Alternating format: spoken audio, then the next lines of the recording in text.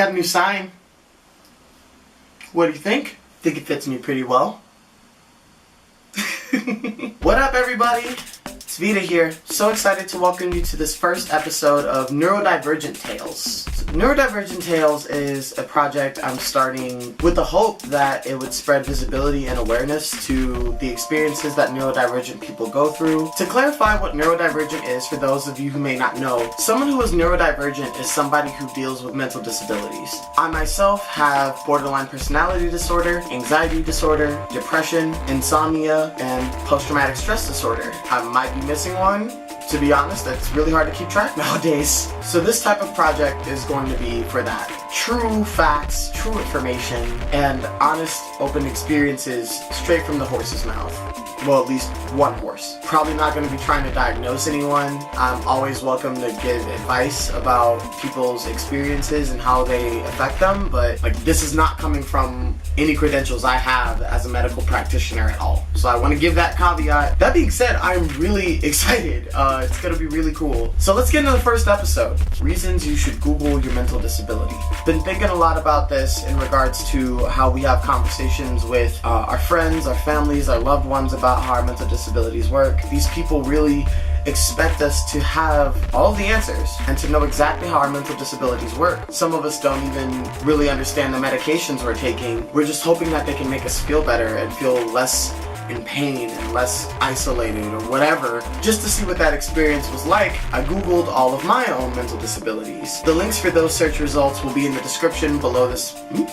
Hello. It's kind of weird to Google your own brain. I'm gonna try to think about how I think. Seems like a bit much, doesn't it? And even if it doesn't, there's still a bit of a strangeness to it, at least for me personally. But it did prompt these results. So here we go. Reason number one, you should Google your mental disability. The first and the most obvious reason is simply having information that you need about yourself and about your own mental disability. In a lot of ways, that allows you to know what to expect. That gives you that opportunity to kind of be in front of any trickiness that happens when your mental disability gets out of control. It gives you an opportunity to build resources for yourself to go back to if you ever want to learn more, but you don't necessarily have the time or necessarily have the energy. This stuff is hard to have in front of you. It's even harder to comb through because most of it isn't necessarily meant for us to understand.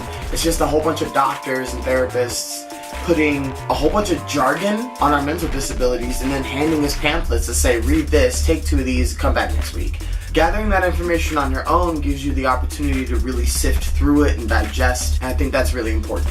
The next reason that popped up for me is the need to create a resource for other people that may interact with you. People with mental disabilities are on the margins in a lot of ways. We spend a lot of time having to feel like a science experiment for people to actually validate who we are. So with that comes this opportunity to bring this information to other people you associate with. Having this information readily available so you can just pop a link over to somebody really quickly means that you don't have to do the explaining all the time, because people have written about this, not just people who study mental disability, but also people who go through these mental disabilities. There are articles that you could read literally for days. So that gives not just yourself, but other people a chance to truly understand what is going on and to know how to support you. Yeah.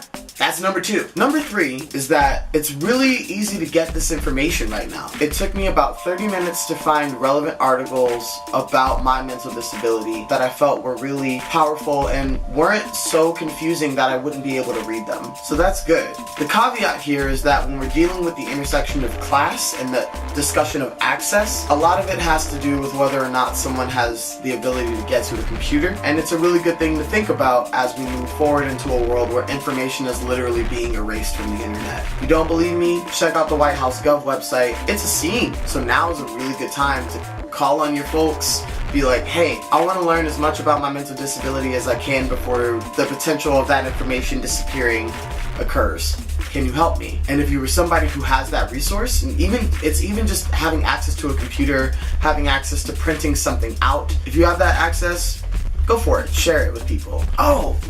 Okay. So I was struggling for a minute to remember this last one, but I think I finally got it. The last reason I want to leave y'all with for why you should Google your mental disability is not just a why, but kind of a how. as well. Part of why it could be a good idea to Google your mental disability is understanding how society interacts with your mental disability. Part of what I did in those searches was I added my intersections to that search. Not only did I type depression, but I also typed depression black people, depression trans and queer people, depression poor people, you know, and then just of course like depression in general. I mean, right there we're talking about anywhere from 15 to 20 resources that tell me what is going on with each part of my representation as somebody who identifies as a working class, non-binary, trans, black femme, and how all of those things play a role in what society decides to do with somebody like me. There's going to be a lot of changes that involve the way that mentally disabled people are treated. That is going to be something we're going to want to be in front of, because there's nothing saying what the future is going to be. Fuck if anybody knows, right? These are kind of like arbitrary reasons that I just like think about because I'm a nerd, and so I wanted to share those with you. The human brain just all the time.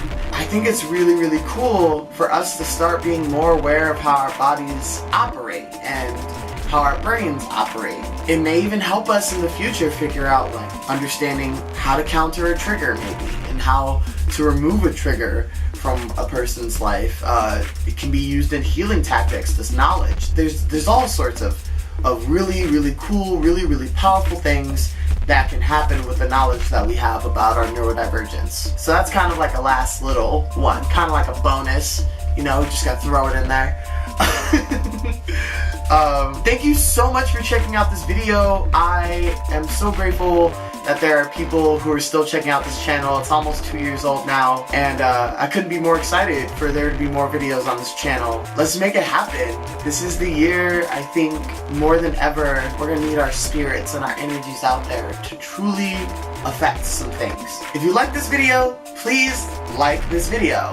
Thumbs up thing, it's right down there. The video, you can check that out. You hit the button. If you think that more people should check this video out, share this video. I don't know what that looks like, but you can copy and paste. And if you're new to TWAC Poetry, welcome. Please go ahead and hit that subscribe button. I think it's a rectangle of some kind.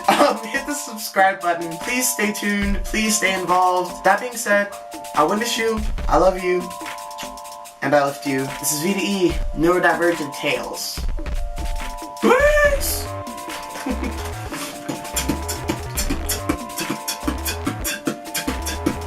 Why did I just like, I pinched my own nipple in that clip. There it is. There's me. There's me doing my thing again. That was cute.